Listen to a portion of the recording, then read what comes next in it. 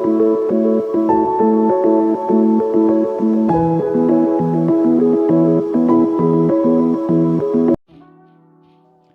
galera, bem-vindos ao canal Física em Ação. Hoje eu quero te apresentar uma das ideias mais lindas do Einstein, que levou ele a construir uma nova teoria da gravitação. E com isso, a gente vai entender por que, por exemplo, a gravidade deforma a trajetória da luz. Você já ouviu falar que a gravidade é uma força de atração entre massas, mas a luz não tem massa. Você com certeza também já ouviu falar nessa história de que a gravidade, por exemplo, do Sol, desvia o caminho da luz e atrai ela em direção a ele. Mas como assim, se a luz não tem massa? É isso que a gente vai fazer aqui hoje. Para isso, pessoas, como já dito, vamos adentrar dentro de uma das mentes mais brilhantes que já pisou nesse pátio do ponto azul, que se chama Planeta Terra, que é o Einstein, considerado um dos maiores gênios da história da humanidade, especialmente pelas suas grandes contribuições para a física e ciência em geral. Ele é especialmente conhecido não só pela teoria da relatividade, mas sim pelas suas duas teorias da relatividade que foram desenvolvidas no começo do século XX. E sim, Einstein era extremamente inteligente, mas mais do que isso, ele também era extremamente criativo, e a ideia desse vídeo é te ensinar a pensar como ele. Mas antes, um pouco de contexto para entendermos o porquê de Einstein ser considerado um dos maiores gênios da história. No começo do século XX, a física entrou em uma era de conceitos abstratos bem diferentes dos séculos anteriores. Na física clássica, os conceitos mais importantes eram conceitos que lidamos diariamente, como posição e velocidade. É muito fácil visualizar essas ideias. Você sabe onde eu estou, então você tem a minha posição. Quer dizer, supostamente sabe, né? Mas continuando. E se você também sabe que eu não estou me movendo, você sabe minha velocidade. Mas isso mudou no século XX, quando esses conceitos mais naturais estavam falhando em explicar resultados de experimentos e observações astronômicas mais refinadas. E é aqui que entra o tipo de salto conceitual que define o trabalho de pessoas como Albert Einstein. Mais do que outros físicos, Einstein estava disposto a se desapegar dos conceitos da física clássica e trazer novas ideias realmente únicas para a física. Por exemplo, nas suas duas teorias da relatividade, a primeira delas é a teoria da relatividade restrita, que descreve o movimento de objetos e de campos eletromagnéticos. A luz é um campo eletromagnético, na ausência de campos gravitacionais. Não é fácil de entender de forma intuitiva a teoria da relatividade de Einstein e como ela explica a gravidade.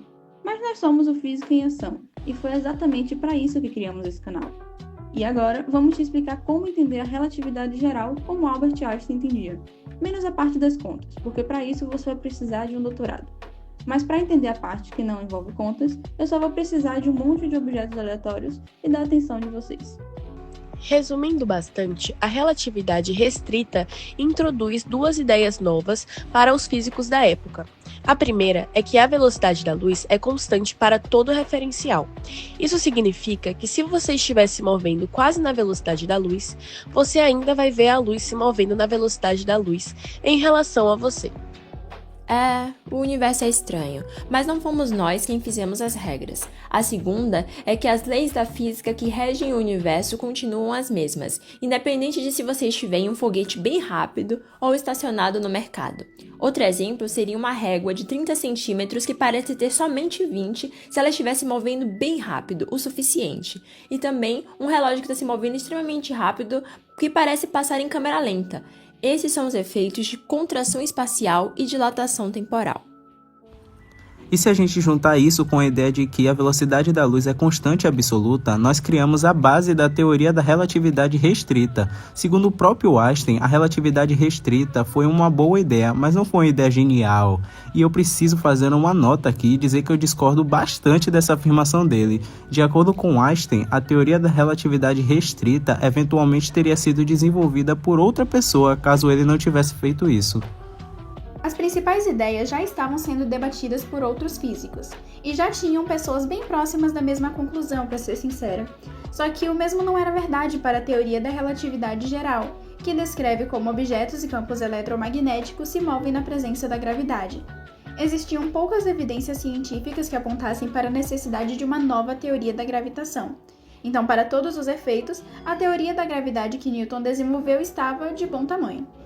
Então, em 1915, 10 anos depois, Einstein expandiu a sua teoria da relatividade para incluir a gravidade. E essa é a famosa teoria da relatividade geral. O desenvolvimento dessa teoria foi de fato um salto genial para o nosso entendimento do universo.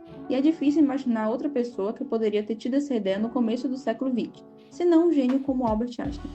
Esse vídeo vai explicar as ideias por trás da relatividade geral, ou, como Einstein diria, esse é um vídeo explicando o pensamento mais feliz da vida dele. Antes de começarmos a falar de relatividade geral e gravitação, eu preciso primeiro lembrar uma coisa sobre a relatividade restrita, que historicamente veio primeiro.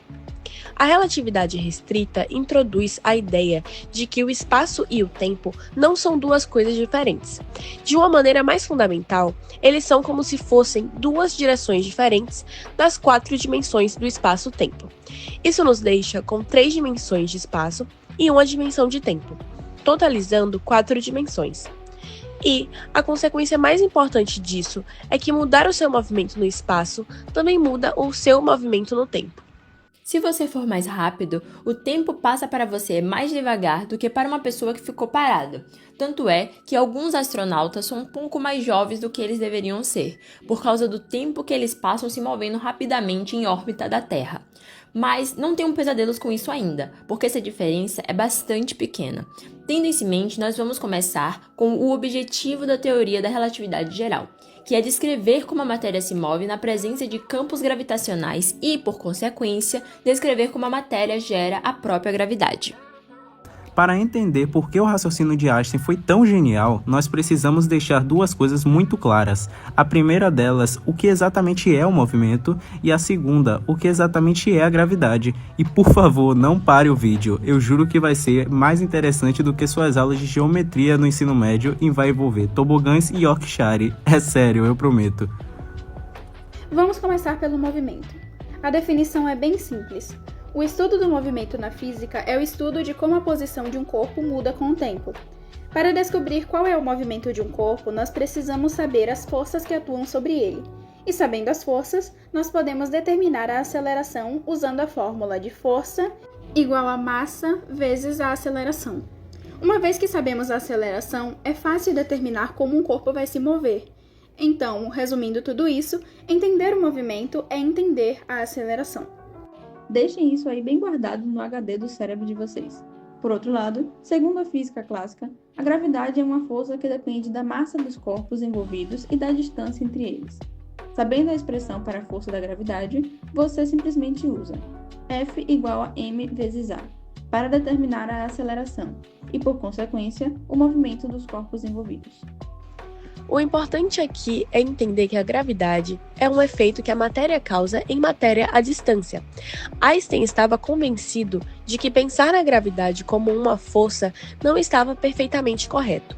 Era necessário pensar em uma nova forma de ligar a gravidade e o movimento dos corpos afetados por ela. Como acabamos de ver, para determinar o movimento, tudo o que precisamos é da aceleração. Então Einstein queria determinar como a gravidade causa a aceleração.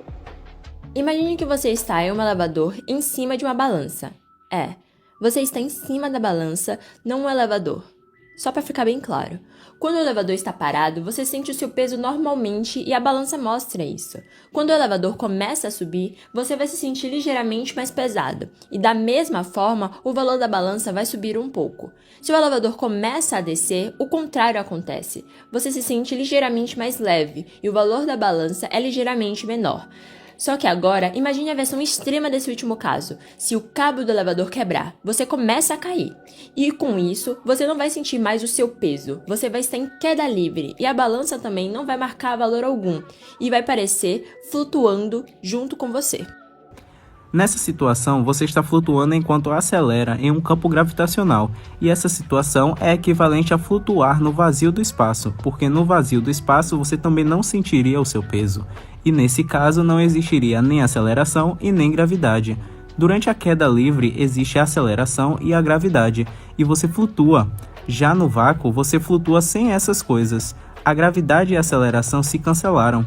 A relação entre cair dentro de um elevador e flutuar no espaço é tão grande que se seu elevador não tivesse janelas e você estivesse em queda livre, você não teria como dizer se você está caindo ou flutuando dentro de um elevador no meio do espaço, e isso aponta para uma relação íntima entre as duas quantidades. Imagine agora uma última situação. Você está dentro de uma nave acelerando a 9,8 metros por segundo ao quadrado, a mesma aceleração do campo gravitacional da Terra, e você sobe numa balança na nave. Essa balança vai marcar o exato mesmo peso que se você estivesse na Terra. Ou seja, acelerar numa nave tem o mesmo efeito de estar num campo gravitacional. Acelerar é como a gravidade. E agora, a ideia mais feliz de Einstein: gravidade e aceleração. Pura e simplesmente a aceleração, sem forças envolvidas. Em cada ponto do espaço-tempo que a gravidade afeta, é como se existisse uma placa indicando a aceleração que um corpo deve ter naquele ponto. A gravidade é um mapa de como objetos devem acelerar nas proximidades de planetas, estrelas e outros corpos massivos. Só que como algo pode acelerar se não existem forças envolvidas? Existe uma coisa na física que pode alterar o movimento de um corpo sem depender diretamente de forças: geometria. E aqui vão estar os Yorkshires que eu prometi. Eu vou começar com um exemplo simples. Imagine que você queira fazer um Yorkshire cair 20 metros, e você tem duas opções. Ou você larga ele em uma queda livre e ele dá de cara no chão, ou você pode soltá-lo através de um tobogã em uma piscina refrescante. Do ponto de vista das forças envolvidas, os dois cenários são basicamente iguais. É apenas a força da gravidade puxando o Yorkshire para o chão. Só que, no segundo caso, a geometria do problema é diferente. Existe um tobogã guiando a queda de forma precisa. O que determina a diferença das duas quedas não é a força da gravidade, mas as curvas do tobogã. Ou seja, a queda vai ser determinada pela geometria do tobogã. Geometria também é capaz de determinar movimento, ou de outra forma, a geometria pode causar aceleração da gravidade.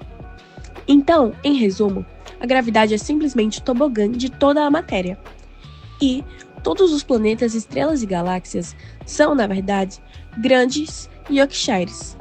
Se alguém perguntar se falamos isso, negaremos. Afinal, planetas e estrelas são planetas e estrelas e Yorkshires são Yorkshires. Sendo mais técnica, a gravidade é simplesmente a geometria do espaço-tempo, que guia a aceleração dos corpos. Muitas vezes nós falamos que a gravidade é a curvatura do espaço, mas isso significa a mesma coisa. Quando o asteroide se move através do espaço-tempo, ele é movido de acordo com a curva do espaço, e é isso que nós chamamos de gravidade. Da mesma forma, quando um trem se move, ele simplesmente acelera em linha reta, e o que determina o caminho que ele faz são as curvas ou a geometria dos trilhos de trem, algo que na verdade não percebemos. Ou seja, de perto, a Terra até parece plana. É só quando nós consideramos regiões maiores da superfície que a curvatura fica notável. E esse fato geométrico, que de perto tudo parece reto, é um dos princípios da relatividade geral. E o caminho mais reto possível também tem um nome especial, que é curva geodésica. E só para matemáticos não nos xingarem, estaremos usando uma versão da física de geodéstica. Então calma, geodésticas são as dinâmicas mais curtas entre dois pontos, e elas nos dão informações importantes sobre a geometria do espaço-tempo. Por exemplo, se as geodésticas sempre são linhas retas perfeitas, você está em uma geometria plana, como uma folha de papel. Já se as geodésticas não são retas perfeitas, a sua geometria tem algum tipo de curva. E essas geodésicas são duplamente importantes para a relatividade, tanto por indicarem o tipo de curvatura no espaço, quanto por guiarem o movimento dos objetos. Tudo o que a Terra quer é sair andando em linha reta, mas no processo ela acaba circulando ao redor de um vale formado pela gravidade do Sol. Da mesma forma, o seu corpo quer seguir a geodésica que leva até o centro do planeta, mas o chão te impede de cair mais. As geodésicas são os caminhos naturais pelo espaço, o caminho que objetos tomam quando não tem nenhuma força além da gravidade envolvida. Mas a gravidade é gerada por uma matéria. Então, foi algum objeto massivo, como uma estrela, que curvou o espaço-tempo. O clássico exemplo disso é imaginar um lençol esticado. Se você rolar uma bolinha pelo lençol, ela se move em linha reta. Agora, se você adicionar uma bola de futebol ou de boliche no meio do lençol, ele se curva bastante, da mesma forma que o espaço-tempo se curva na presença de uma estrela. E, se você rolar a bolinha novamente, ela vai ter o seu percurso desviado pela curvatura do lençol, que foi causada por causa da bola maior. Outro exemplo seria um asteroide desviado pela curvatura do espaço, da mesma forma que a bolinha foi desviada pela curvatura do lençol. Em nenhum momento o asteroide precisa saber que a estrela estava lá. Ele apenas tenta seguir o seu movimento em linha reta e, por consequência, ele segue a curva do próprio espaço-tempo. É assim que a gravidade funciona geometricamente. E aqui nós podemos até ser um pouco mais precisos. A bola curvou o tecido e definiu as geodésicas, e essas geodésicas determinam como as bolinhas menores vão se mover. Uma coisa importante que eu gostaria de chamar a atenção é que quando não temos nada em cima do tecido, ele é plano. As únicas dimensões são a largura e a altura do tecido esticado. Mas quando nós adicionamos um peso, o tecido curva para baixo, que aqui nesse exemplo funciona como se fosse uma dimensão extra. Ou seja, mesmo que o tecido pareça ter duas dimensões, a curvatura acontece em 3 dimensões. E da mesma forma, no nosso universo, aparentemente tridimensional, a gravidade curva as 4 dimensões do espaço-tempo. A curvatura afeta tanto o espaço quanto o tempo, e essa é uma maneira muito boa de visualizar como a gravidade curva o espaço. De acordo com a relatividade geral, a própria Terra está apenas tentando se mover em linha reta, mas a curvatura do espaço mantém ela presa em uma órbita ao redor do Sol. E o mesmo é verdade para a própria luz. A luz tenta se mover em linha reta, e por consequência ela segue a curvatura do espaço-tempo. Foi inclusive a observação de como a gravidade do Sol afeta a posição aparente de estrelas no céu que ajudou a comprovar a relatividade geral de Einstein. Inclusive, parte dessas observações foram feitas na cidade de Sobral, no Ceará, aqui no Brasil. De maneira resumida, o que a relatividade geral nos diz é que a matéria diz para o espaço como se curvar, e a curva do espaço diz para a matéria como se mover. Essa é a sacada. Você não precisa de forças para descrever a gravidade. É muito mais natural descrever ela como a própria geometria do espaço-tempo, que são próprias curvas do universo. Com a teoria da relatividade geral, Einstein fez diversas previsões que foram comprovadas em experimentos, como o desvio da luz das estrelas próximas ao Sol ou o cálculo preciso da órbita de Mercúrio, algo que a física newtoniana não era capaz de fazer. E a relatividade geral também criou alguns monstros, como buracos negros e buracos de minhoca. Mas essa é a beleza da teoria, é nos fazer olhar para o universo de um jeito que nós não imaginávamos, é literalmente pegar os nossos cérebros ignorantes que estão dentro de uma caixa sem graça e nos obrigar a olhar tudo fora dessa caixa. E para mim, não existe nada mais maravilhoso do que isso. A própria relatividade geral de Einstein começou com uma reflexão simples, a de que uma pessoa caindo não sente o próprio peso, ou seja, uma pessoa acelerando em queda livre não experiencia a gravidade. Então, gravidade e aceleração precisam estar conectadas de alguma forma mais profunda. E dessa ideia simples, nós podemos ir criando versões mais elaboradas para tentar decifrar como o universo funciona. E é justamente essa capacidade que o Einstein tinha de entender os elementos essenciais dos problemas que ele queria resolver que fazem dele um gênio. Einstein não tentava responder perguntas difíceis antes de saber as respostas mais simples, mas igualmente importantes. E é justamente essa capacidade que o Einstein tinha de entender os elementos essenciais dos problemas que ele queria resolver que fazem dele um gênio. Einstein não tentava responder as perguntas difíceis antes de saber as respostas mais simples, mas igualmente importantes. Sim, talvez a versão final da relatividade envolva um refino matemático tremendo, mas todo esse refino surgiu de ideias simples, questionadas com uma curiosidade quase infantil. E não falamos infantil para diminuir o valor dessa forma de pensar, mas para apontar que uma reflexão mais curiosa e menos crítica do mundo ao nosso redor às vezes nos leva mais longe do que nos portar como intelectuais que sabem de tudo. Às vezes, estar curioso e disposto a brincar com novas ideias nos leva mais longe do que está certo. Com isso, muito obrigada e até a próxima.